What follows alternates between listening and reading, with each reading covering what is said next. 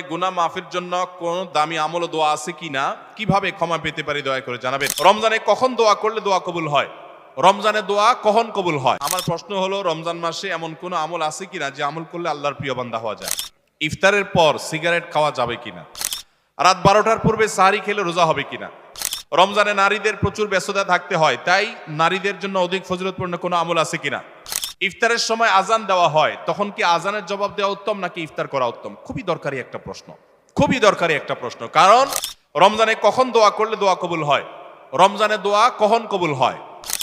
এরপরে প্রশ্ন হলো, রমজানে গুনাহ মাফের জন্য কোন দামি আমল ও দোয়া আছে কিনা, কিভাবে ক্ষমা পেতে পারি দয়া করে জানাবেন। রমজানে গুনাহ মাফের জন্য আল্লাহ তাআলার কাছে তওবা এবং ইস্তেগফারের কোনো বিকল্প নাই। তওবা ইস্তেগফারই হলো গুনাহ মাফের প্রধানতম মাধ্যম। আপনি আল্লাহর কাছে বিগত জীবনের গুনাহগুলো মাপ চেয়ে পরবর্তী জীবন শুদ্ধ সুন্দর থাকবার সংকল্প করবেন, এটাই হলো মূল উপায়। এবং এর মাধ্যমে আল্লাহর কাছে গুনাহ আপনি মাফ করাতে পারেন। প্রতিদিন একটা সময় বের করেন, ওই যে বলছি সাহারির সময় 5টা মিনিট 10টা মিনিট একটু হাত তোলেন, একটু আল্লাহর সাথে কথা বলেন, আল্লাহ আমি অনেক গুনাহ করেছি, অনেক অপরাধ করেছি, আপনি সব মাফ করবেন, ওয়াদা করেছেন, আল্লাহ ক্ষমাশীল, আল্লাহ ওয়াদা করেছেন মাফ করবেন, আল্লাহ আমি আর করব না, সংকল্প করেন, নিজে যা করেছি তার জন্য লজ্জিত হন, ভবিষ্যতে না করার সংকল্প করেন, আল্লাহ তাআলা মাফ করবেন ইনশাআল্লাহ। ইফতারের পর সিগারেট খাওয়া যাবে কিনা? বিসমিল্লাহ, এই প্রশ্ন ভাই, এটা যে শুরুতে তো খেয়াল করলাম না। ইফতারের পর সিগারেট খাওয়া যাবে কিনা, এটা কোনো কথা হইলো ভাই? ইফতারির পর আসলে হয়তোবা প্রশ্নটা এমন কোনো ভাই করছেন যিনি প্রশ্নটা লিখে পাঠিয়েছেন, হয়তো এই বেচারা সিগারেটের বদভ্যাস আছে, আবার লোকটা রোজাদারও, তো সারাদিন ধূমপান ছাড়া থাকতে থাকতে থাকতে থাকতে বেচারা অধৈর্য হয়ে ইফতারের পরপরই হয়তো বা সিগারেট দিয়ে ইফতার করে কিনা আল্লাহ জানে। ইফতারের পর ধূমপান করা গুনাহ, কারণ যেটা মানুষের স্বাস্থ্যের জন্য ক্ষতিকর এবং নিশ্চিত ক্ষতিকর, যেটা মানুষের জন্য বিষের মতো ক্ষতিকর, ধ্বংসের দিকে মানুষকে নিয়ে যায়, এবং যেটার ক্ষতি ছাড়া কোনো উপকারিতা আপাত দৃষ্টিতে নাই, সেই জিনিসটা মানুষের জন্য হালাল হয় না, সেটা মানুষের জন্য খাওয়া জায়েজ হয় না। ধূমপানটা সেরকম একটা বিষয়। অতএব আপনি ইফতারের আগ পর্যন্ত তো করবেনই না, কারণ আপনি রোজাদার, সেই হিসাবে হালাল জিনিসও খেতে পারবেন না। কিন্তু ইফতারির পর যদি কেউ ঘুষ খায়, ইফতারের পর যদি কেউ কুকুরের গোশত শুকুরের গোশত খায়, সেটা যেরকম ইফতারের পরে খাইছে দেখে হালাল হবে না, ধূমপানটাও ইফতারের পরে করছে দেখে হালাল হবে না। কথাকে বুঝাতে পারছি? আমাদের সমাজে কোন কোন ঘুষখোর আছে, আমি শুনেছি, দেখি নাই, যে তারা নাকি বিভিন্ন অফিসে ঘুষ খাওয়ার সময় যখন যারা ঘুষ দিবে ক্লায়েন্ট তারা আসে, তখন নাকি ড্রয়ারটা খুলে বলে, এখানে রেখে দেন ভাই, আমি রোজা আছি তো ইফতারের পরে নেব। এরকম শুনছি আমি, আল্লাহ জানে এরকম আসলে আদতে আছে কিনা, বাস্তবে আছে কিনা। তো এই বেচারা সে রোজা রেখে ঘুষের টাকা ধরবে না, রোজা ভেঙে ইফতার করার পর তারপরে ধরবে। তার মানে সে মনে করে রোজা রাখা অবস্থায় করলে রোজার অসম্মান হবে, তো রোজা রাখার পরে ইফতার করার পরে যে করবেন তাতে আল্লাহর নির্দেশ লঙ্ঘন হবে না? রোজার মানেই তো বিরত থাকা, সিয়াম মানে বিরত থাকা, তার মানে হারাম থেকে বেঁচে থাকার ট্রেনিং আমি নিচ্ছি এখান থেকে, সেটা আমার আমল করতে হবে সারা জীবন ভর। অতএব যারা রোজা রেখে ধূমপান করছেন না, তারা ইফতারের পরেও ধূমপান করবেন না। আল্লাহ আমাদের ভাইদেরকে বেঁচে থাকার তৌফিক দান করুন। যদি কোনো কারণে শয়তানের প্ররোচনার পরিচিতি আপনি করেই ফেলেন, তো আপনি প্রতিজ্ঞা করবেন আস্তে আস্তে সেখান থেকে বের হয়ে আসার। রোজা অবস্থায় ধূমপান করলে তো রোজাও ভাঙবে, আবার রোজা ভাঙার গুনাহ হবে, ধূমপানের গুনাহ হবে, ডাবল গুনাহ হবে। ইফতারের পরে করলে আপনি ধূমপানের গুনাহগার হলেন, রোজা ভাঙার গুনাহগার হলেন না, জাস্ট পার্থক্য এতটুকু, কিন্তু সেটাও অবশ্যই গুনাহ হবে। আমি প্রায় বলার চেষ্টা করি, যারা ধূমপানের বদভ্যাসে আক্রান্ত, আসক্ত, ছাড়তে পারতেছেন না, রোজার মাস দারুণ সুযোগ। কিভাবে দারুণ সুযোগ? আমরা বাংলাদেশে মানুষ কয় ঘন্টা রোজা রাখি? 16 ঘন্টা, 15 ঘন্টাই ধরেন। 15 ঘন্টা যদি আপনি রোজা রাখেন, ইফতারি, মাগরিবের নামাজ, ইফতার করে এসে আবার খেতে বসেন, এই পুরো সময় মিলে রাতের খাবার সহ মিনিমাম 1 ঘন্টা তো লাগে নাকি? তাহলে 16 ঘন্টা এঙ্গেজ হয়ে গেলেন। তারাবির নামাজ আর 1 ঘন্টা, 17 ঘন্টা। সাহারি আপনার ঘুমাইতে যান আপনি 6 ঘন্টা মিনিমাম, তাহলে কত ঘন্টা হলো? 23 ঘন্টা। আর সাহারি খাওয়া টাওয়া মিলিয়ে ফজর নামাজ মিলিয়ে, বাস ফজর নামাজ তো রোজার মধ্যে চলে গেল, সাহারি খাওয়া এবং ঘুম থেকে উঠা এই পুরো সময় মিলে আরো 1 ঘন্টা, তাহলে 24 ঘন্টা হয়ে গেল।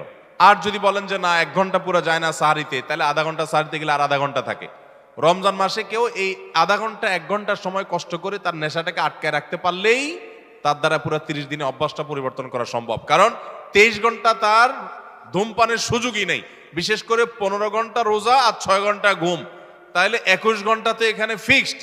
আর বাকি ইফতার তারাবি অন্য সব মিলে যদি আরো 1-2 ঘন্টাও দেন, তো 22-23 ঘন্টা তো আপনি এমনি ধূমপান করতে পারতেছেন না, আর 1-2 ঘন্টা কষ্ট করলেই ধূমপান ছাড়া সম্ভব, শুধু হিম্মত করতে হবে। আল্লাহ আমাদের ধূমপায়ী ভাইদেরকে ধূমপান রমজান মাসে অন্তত ত্যাগ করার তৌফিক দান করুন। রাত 12টার পূর্বে সাহারি খেলে রোজা হবে কিনা?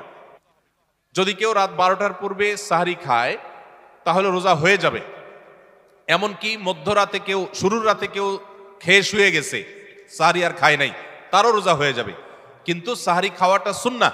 নবী করিম সাল্লাল্লাহু আলাইহি ওয়াসাল্লাম বলেছেন, তাসাহারু ফাইন্না ফিস সাহুরি বারাকা, তোমরা সাহারি খাও কারণ সাহারির খাবারের ভিতরে বরকত আছে। অনেক মুরব্বীরা আছেন দুপুর রাতে সাহারি খেয়ে ফেলে, গ্রামাঞ্চলে বিশেষ করে। এটা উচিত না। সাহারিটা শেষের দিকে খাওয়া সুন্নাত। সাহারি খাওয়া শেষ হবে আর ফজরের আজান, এই দুইটার মাঝখানে 50টা আয়াত তেলাওয়াতের মতো সময় থাকবে, এটা হলো সুন্নাহ। অতএব সাহারিটা দেরিতে খাওয়া ভালো। কিন্তু যদি কেউ আগে খেয়ে ফেলে, রাত 12টার আগে খেয়ে ফেলে, রোজা হয়ে যাবে, সুন্নতের খেলাফ হবে। আমি জামালপুর জেলা থেকে এসেছি। আমার প্রশ্ন হলো, রমজান মাসে এমন কোন আমল আছে কিনা যে আমল করলে আল্লাহর প্রিয় বান্দা হওয়া যায়? জামালপুর জেলা থেকে আসছে, এখানে এমন কোন লোক আছে? তুমি আসছো জামালপুর থেকে, এই প্রশ্ন তোমার? বাহ, প্রশ্নকর্তা হাজির। জামালপুর থেকে কেমনে আসলে এখানে বেড়াইতে আসছো?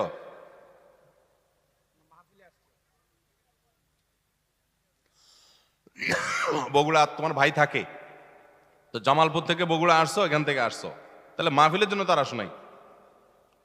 ও মাহফিলেই আসছো, ভাইয়ের বায়া হয়ে, মাশাআল্লাহ। যাই হোক, ঠিক আছে, বসো। তোমার সাথে আলাপ আমার উদ্দেশ্য না, মানে আমি অবাক হয়েছি যে জামালপুর কোথাও, অনেক দূর না, ময়মনসিংহ পার হয়ে। যাই হোক, জামালপুর থেকে আসছে ভাই, তোমার প্রশ্নটা চলে আসছে, নসিব ভালো, বহু প্রশ্নই তো আসছে সবাই। রমজান মাসে এমন কোন আমল আছে কিনা যা করলে আল্লাহর প্রিয় বান্দা হওয়া যাবে? ভাইরা আমার, এই প্রশ্ন উত্তরে আমি বলতে চাই, রমাদান মাসে আল্লাহর নৈকট্য লাভের জন্য যে সুযোগটা তৈরি হয়, এটা বছরের অন্য কোনো মাসে হয় না। সেটা কিভাবে? একে তো রমাদান মাসের প্রধান ইবাদত হলো সিয়াম বা রোজা, যেটাকে আমরা রোজা বলি। এই রোজা বা সিয়াম বা সাওম, এই ইবাদতটা আল্লাহর সঙ্গে বান্দার নৈকট্য লাভের সবচেয়ে বড় সোপান এবং সিঁড়িগুলোর একটা। কারণ আল্লাহ তাআলা হাদিসে কুদসিতে বলেছেন, আস-সাওমু লি ওয়া আনা আজজি বিহি, রোজা এটা আমার জন্য বান্দা রাখে আর এটা বিনিময়ে আমি নিজে দিব। এটা আল্লাহর সাথে বান্দার খুব গভীর সম্পর্কের একটা মাধ্যম।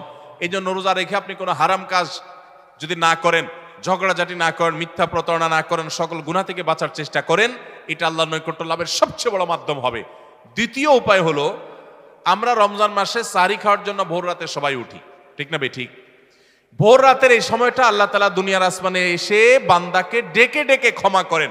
5 ওয়াক্ত নামাজের জন্য আজান দেয় মুয়াজ্জিনরা, আর তাহাজ্জুদের জন্য আল্লাহ তাআলা নিজে ডাকেন, কোনো মুয়াজ্জিনকে দিয়ে ডাকান না। আল্লাহ রাব্বুল আলামিন দুনিয়া আসমানে এসে বান্দাকে ডেকে ডেকে বলেন, আলা মিন মুবতালান ফাউআফি আলা, আলা মিন মুস্তাগফিরিন ফাগফির আলা, তোমাদের মধ্যে কেউ ক্ষমা প্রার্থনাকারী আছে যাকে আমি ক্ষমা করব? কোন বিপদগ্রস্ত আছে যাকে বিপদ আমি দূর করব? আল্লাহ ডেকে ডেকে এগুলো দেন।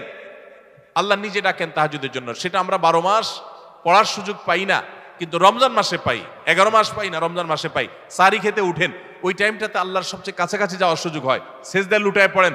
সেজদা হলো আল্লাহর আরো কাছে যাওয়ার মাধ্যম। আকরাবু মা ইয়াকুনুল আবদু মির রাব্বিহি ওয়া হুয়া সাজিদ, বান্দা আল্লাহর সবচেয়ে কাছে যেতে পারে সেজদায়, ভোর রাতে, রমজানে। সবগুলো উপলক্ষে একসাথে হয়েছে। এই জন্য ভোর রাতে সাহরি খেতে উঠলে আল্লাহর ওয়াস্তে আমি অনুরোধ করি আপনাদেরকে যে ভাইরা, এই টাইমে সাহরি খেতে উঠলে সাহরি খাওয়ার আগে পরে 10টা মিনিট অন্তত টাইম বাইর করেন, লাইটটা বন্ধ করে দিয়ে আলো আধারিতে সেজদায় পড়ে যান, 2 রাকাত নামাজ পড়েন, একটু দোয়া করেন। শুধু সাহরি খেলেন আর চলে গেলেন মসজিদে না, এই টাইমটাতে একটু দোয়া করেন। আল্লাহ নৈকট্য লাভের দারুণ সুযোগ। রোজা রেখে রক্ত দেওয়া যাবে কিনা? মানুষকে রক্ত দান করা সওয়াবের কাজ। কোন রোগীকে চিকিৎসার জন্য রক্ত দেওয়ার প্রয়োজন হয়েছে, আপনি রক্ত দিতে পারবেন, কিন্তু রোজা রেখে দিতে পারবেন কিনা? উত্তর হলো, যদি রোজা রেখে রক্ত দিলে আপনার রোজার কোনো ক্ষতি না হয়, আপনি দিতে পারেন।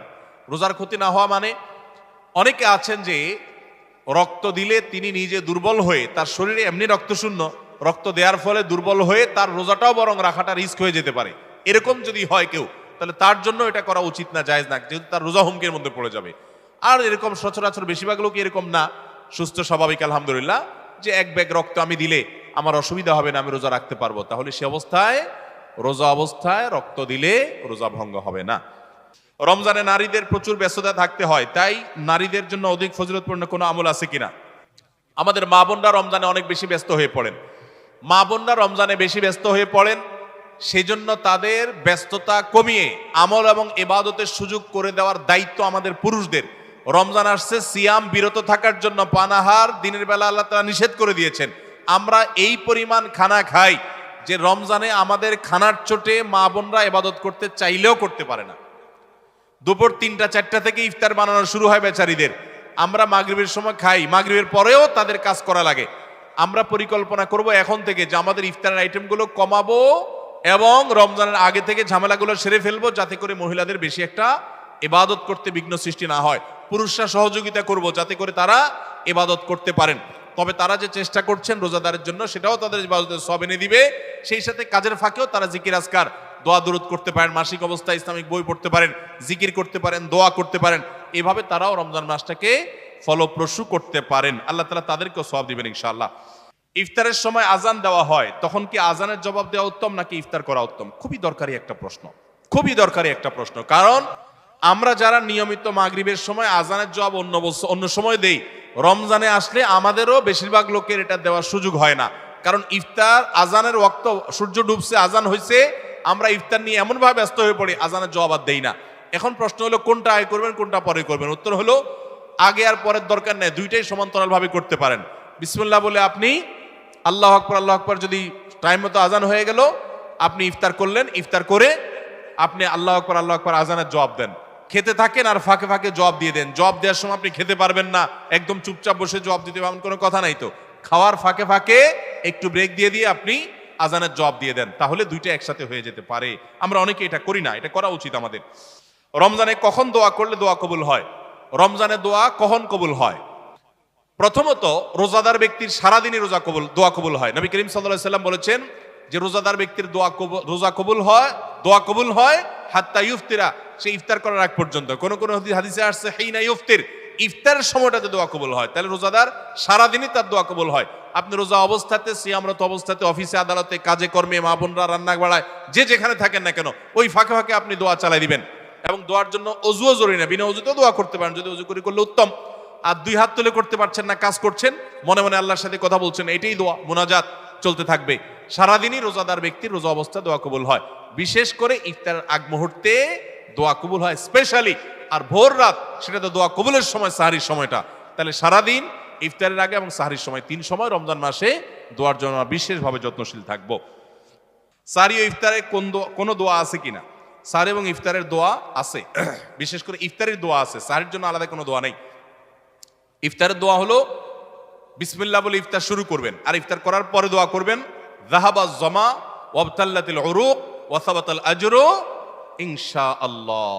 যাহাবাজ জামা ওয়াবতাল্লাতিল উরুক ওয়া সাবাতাল আজরু ইনশাআল্লাহ। আল্লাহুম্মা লাকা সুমতু আল রিজকিকা আফতারতু, এটাও হাদিসে আছে। কিন্তু এই যাহাবাজ জামা ওয়াবতাল্লাতিল উরুক ওয়া সাবাতাল আজরু ইনশাআল্লাহ যেটা বলেছি, এইটা বেশি অনেক হাদিসগুলোতে আছে এবং সনদের দিক থেকে অনেক বেশি স্ট্রং, অনেক বেশি প্রসিদ্ধ, এবং অর্থটাও বেশ চমৎকার। যাহাবাজ জমা মানে হলো আমার ক্লান্তি দূর হলো, ওয়াবতাল্লাতিল উরুক মানে শিরাগুলো সব আর্দ্র হলো, যে পানি পান করেছি, ইফতার করেছি, এবং ওয়াসাবাতাল আজরু ইনশাআল্লাহ, আল্লাহর কাছে বিনিময় দাঁড়িয়ে গেছে ইনশাআল্লাহ। এটা ইফতার করার পরে বা কিছুটা খেয়ে তারপরে এটা পড়া সুন্নাত। যাহাবাজ জমা ওয়াবতাল্লাতিল উরুক ওয়াসাবাতাল আজরু ইনশাআল্লাহ। আর ইফতারির একবারে শেষের দিকে আপনার এই ইফতারের শেষের দিকে বা ইফতার শেষ করে তারপর এটা পড়বা। সাহারির জন্য আলাদা কোনো দোয়া আছে বলে আমার জানা নাই, তবে ওইটা দোয়া কবুলের সময় সাধারণ যে কোনো দোয়া আল্লাহর কাছে করবো। গোস্তকে মাংস বলা যাবে কিনা? অনেকে এটা নিয়ে খুব আপনার শক্তভাবে বলেন যে গোস্তকে মাংস বলা যাবে না, বললে গুনাহ হবে। কেন? কারণ মাংস হলো মায়ের অংশ, মা যোগ অংশ সমান সমান মাংস। হিন্দুরা গরুকে মায়ের অংশ মনে করে, সেজন্য তারা তাকে মা বলে। এই জন্য ওই গরুর গোস্তকে মাংস বলা হয় মায়ের অংশ থেকে। আমরা তো সেটা মনে করি না, অতএব আমরা মাংস বললে গুনাহ হবে। এগুলা সঠিক কথা না। গোশতকে মাংস বললে কোনো অসুবিধা নাই। কারণ প্রথমত অংশ তালিব্যস দিয়ে রেখেন না, আর মাংস লিখলে মহাকার অনুস্বকার তালিব্যস না দন্তস, তাহলে এটা অংশ থেকে হইলে কিভাবে বোঝা গেল? আর দ্বিতীয় কথা হলো, মায়ের অংশ তো হিন্দুরা গরুকে মনে করে, ছাগলকে তো মায়ের অংশ মনে করে না, মুরগির তো আর মনে করে না। তো আমরা তো ছাগলের মাংস বলি, মুরগির মাংস বলি। আর এটা অথেন্টিক কোনো সোর্স থেকে প্রমাণিত নয় যে সেখান থেকেই মাংস এবং সে উদ্দেশ্যেই মাংস বলা হয়, বিধায় গোশতকে মাংস বললে কোনো অসুবিধা নাই। স্বামী স্ত্রী একসাথে নামাজ পড়া যাবে কিনা, এবং যদিও পড়া যায় তাহলে তার নিয়ম কিভাবে? স্বামী স্ত্রী একসাথে নামাজ পড়তে পারেন, যার যার নামাজ আলাদা আলাদা পড়লে তো পাশাপাশি পড়তে পারে। জামাতে নামাজ পড়লে স্বামী সামনে দাঁড়াবেন, স্ত্রী পিছনে দাঁড়াবেন, এবং স্বামী একামত দিবেন, আবার ইমামতিও করবেন, করে জামাতে নামাজ পড়তে পারেন যদি তারা দুজন হন। রোজা অবস্থায় স্বামী স্ত্রী একে অপরকে চুম্বন করতে পারবেন কিনা? যদি এটার ফলশ্রুতিতে নিজেকে নিয়ন্ত্রণ হারিয়ে ফেলার আশঙ্কা থাকে তাহলে জায়েজ নেই, আর সেরকম আশঙ্কা না থাকলে জায়েজ আছে, এবং বিভিন্ন হাদিস দ্বারা এটি প্রমাণিত আছে যে এটা যদি অনিয়ন্ত্রিত হয়ে যাওয়ার আশঙ্কা না থাকে তাহলে এটা জায়েজ আছে, এবং হাদিস দ্বারা সেটি প্রমাণিত। হাজরা আসওয়াদ নাকি দুধের মতো সাদা ছিল, কিন্তু আদম সন্তানের পাপের স্পর্শে পাথরটা নাকি কালো হয়ে গেছে, কথাটি কি সত্য? হ্যাঁ, এ মর্মে হাদিস আছে, এটি জান্নাত থেকে আসা পাথর, এবং এটি বনি আদমের যে পাপ সেগুলোকে মোচন করেছে, করতে করতে সেটা কালো পর্যন্ত হয়ে গেছে, এরকম একটি রওয়ায়াত আছে। কি কি কারণে একজন ইমামের পিছনে নামাজ পড়া যাবে না? একজন ইমামের পিছনে নামাজ পড়া যাবে না যখন তিনি শিরকে আকবরে লিপ্ত হবেন, কুফুরে আকবরে লিপ্ত হবেন, অর্থাৎ ইমান চলে যাওয়ার মতো কোনো কাজ যদি করে তাহলে ওই ইমামের পিছনে নামাজ পড়া যাবে। ধরুন তিনি কোনো মাজারে সিজদা করেন, মাজারে তিনি শিরকে আকবরে লিপ্ত হন, আল্লাহর প্রতি অবিশ্বাস হয়, কুফুরি হয়, এরকম কোনো কিছুতে লিপ্ত হন, তিনি নিজে কুফুরি কালামের সাথে, কুফুরের সাথে জড়িত, কুফুরে আকবরের সাথে জড়িত, তাহলে সেক্ষেত্রে তিনি ইসলামদের গণ্ডি থেকে খারিজ। কুফর এবং শিরকে আকবর যদি করে কেউ, মুসলমানই না, তার পিছনে নামাজ পড়া যাবে না। এটা ছাড়া অন্য কোনো গুনাহ বা পাপ যদি তার মধ্যে থাকে, সে প্রকাশ্যে কোনো গুনাহে লিপ্ত, কোনো পাপে লিপ্ত, সুদের কারবার লিপ্ত, জেনায় করেছে, এরকম যদি কোনো পাপে লিপ্ত হয় তার পিছনে নামাজ পড়লে নামাজ হয়ে যাবে, কিন্তু এরকম ইমামকে ইমাম হিসাবে নিযুক্ত করা মসজিদ কমিটির লোকজনের জন্য জায়েজ নাই।